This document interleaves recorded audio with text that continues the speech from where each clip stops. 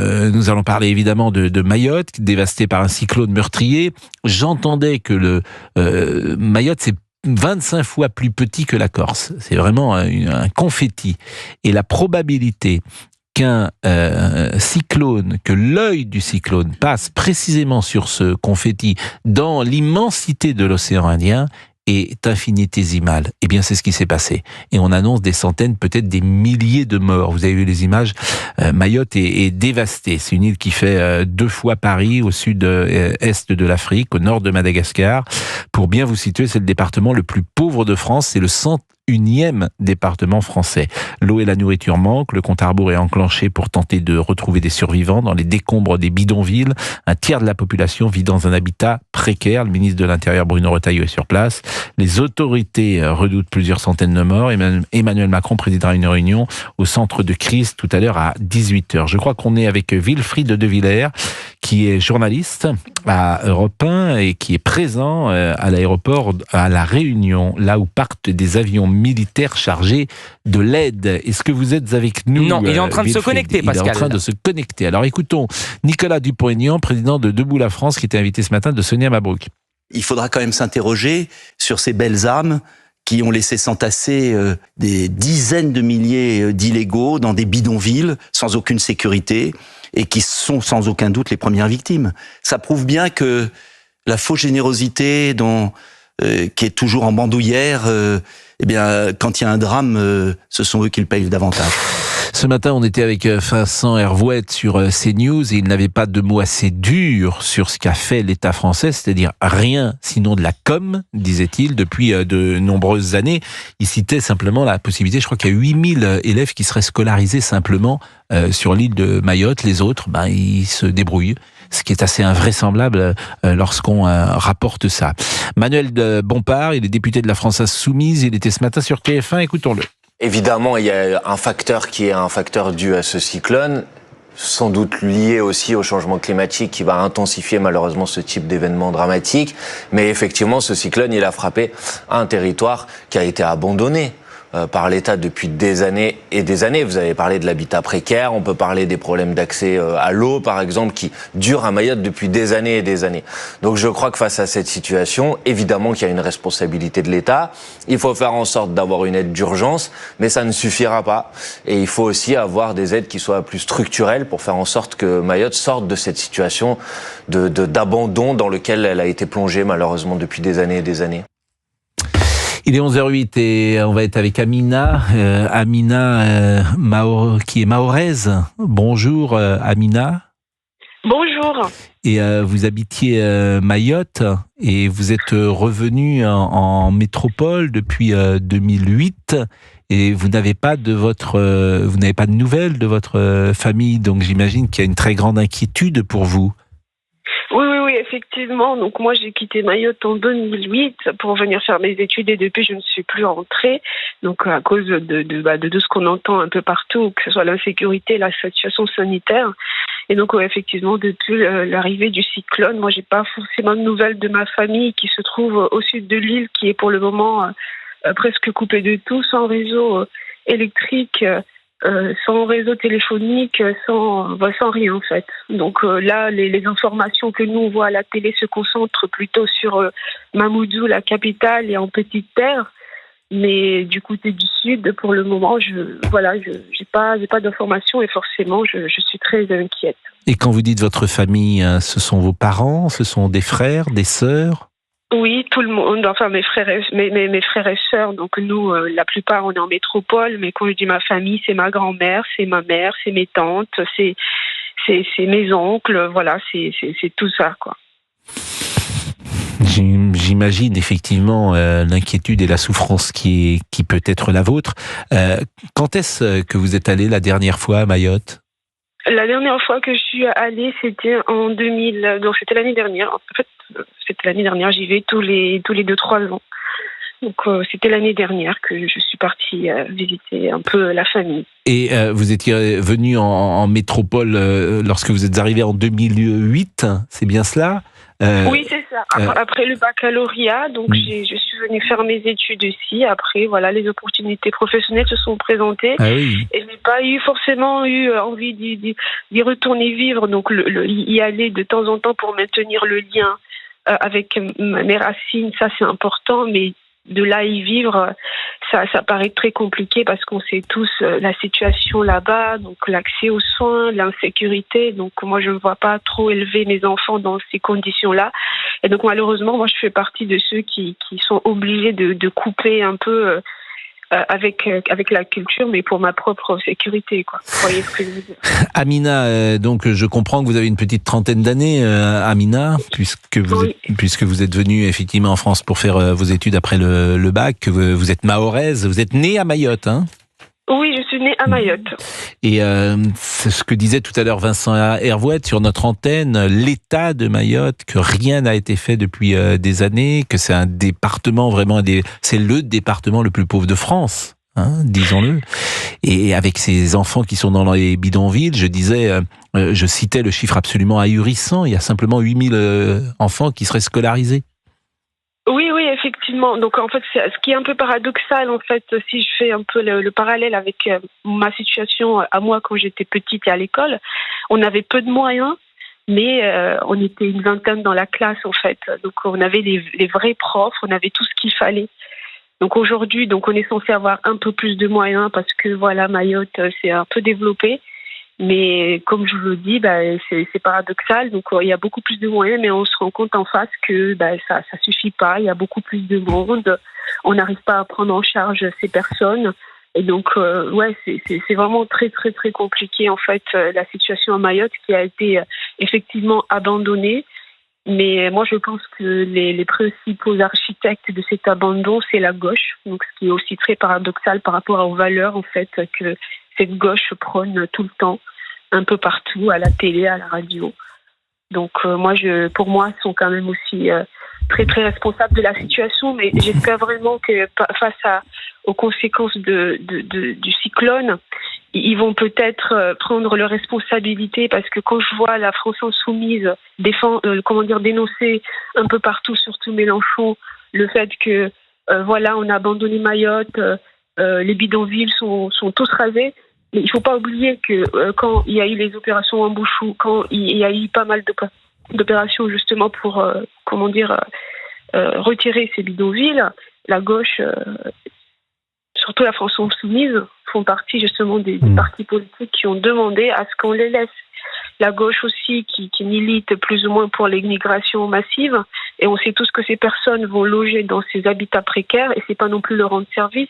Donc aujourd'hui, après le passage des Fido, donc on a affaire à un cimetière géant, et j'espère que la gauche, en voyant ça, va vraiment se rendre compte de leur responsabilité dans ça. Je sais, peut-être mes mots sont forts, mais pour moi c'est la réalité.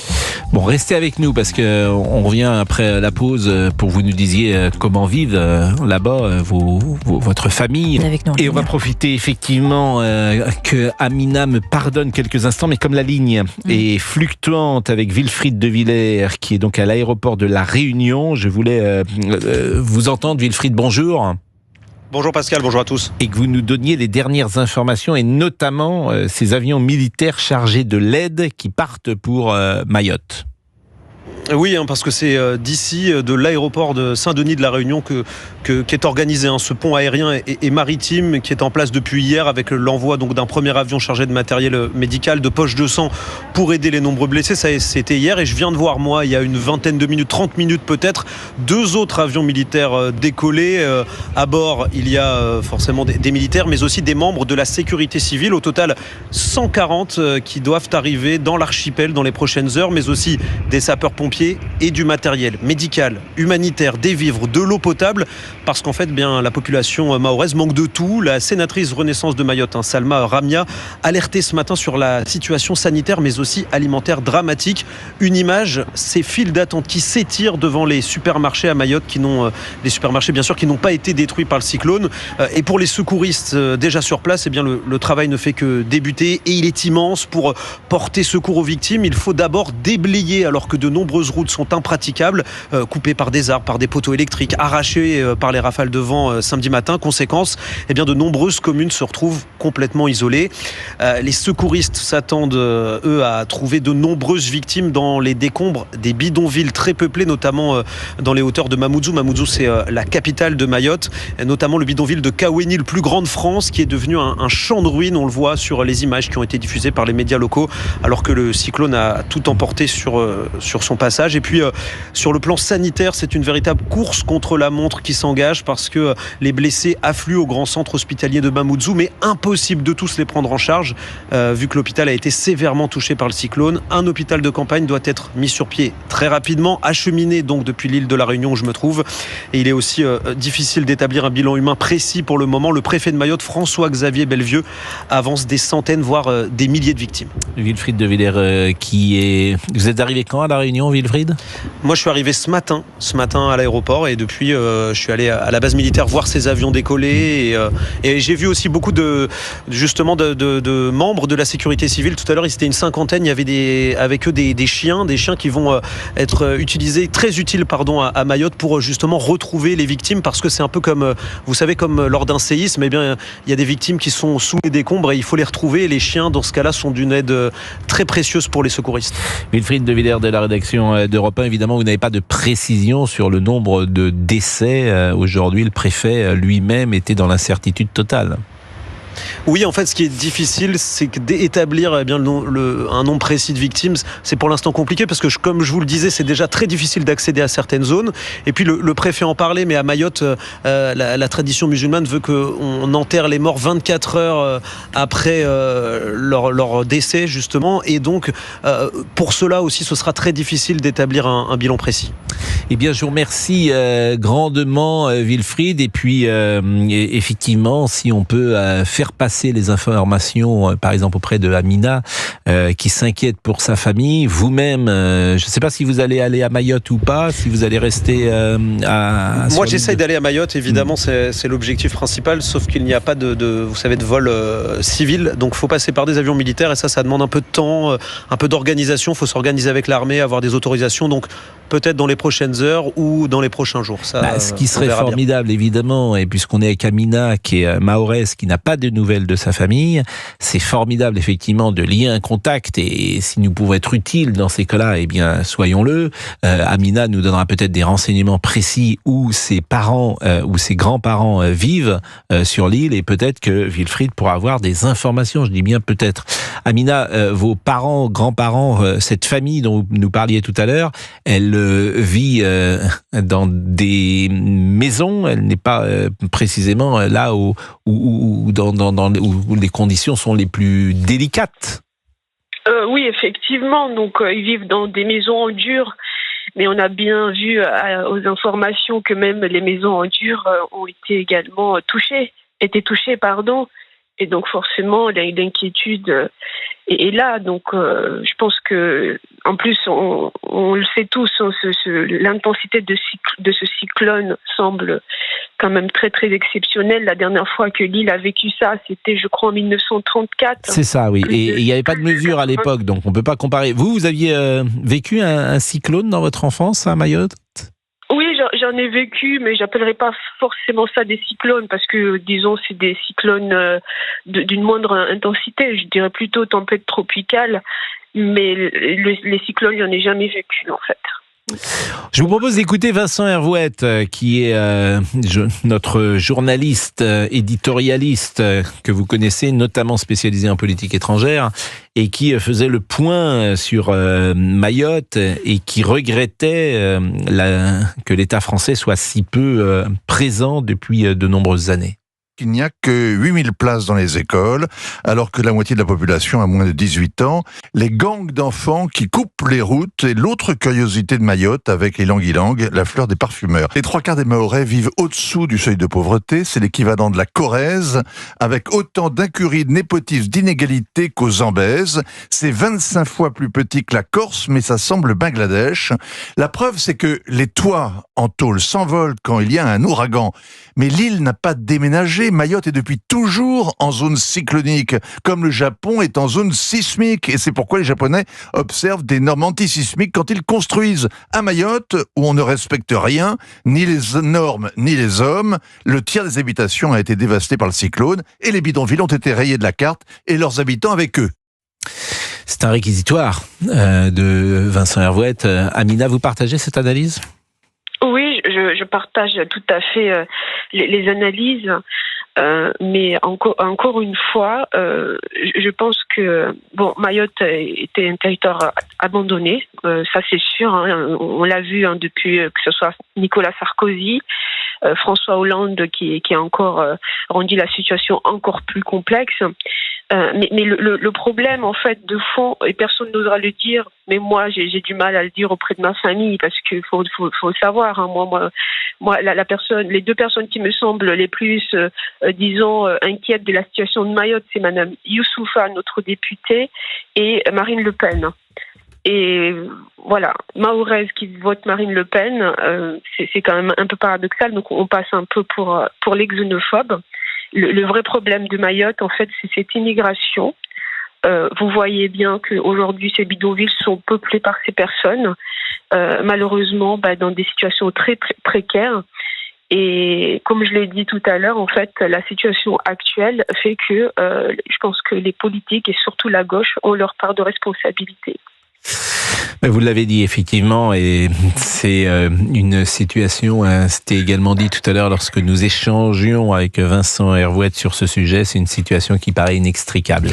Je vous remercie. C'est vraiment, je suis désolée monsieur Pro de vous couper. Non, je vous en prie. Mayotte, c'est la plus grosse maternité de France et d'Europe.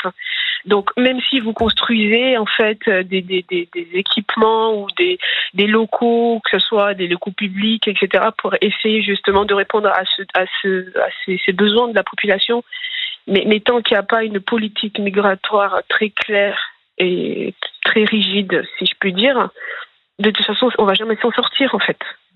Donc c'est là le vrai problème. Et là, personne ne veut vraiment le dire en fait. Mais vous l'avez dit, et je pense que votre analyse est partagée par un grand nombre de nos auditeurs qui nous écoutent. Merci beaucoup, Amina.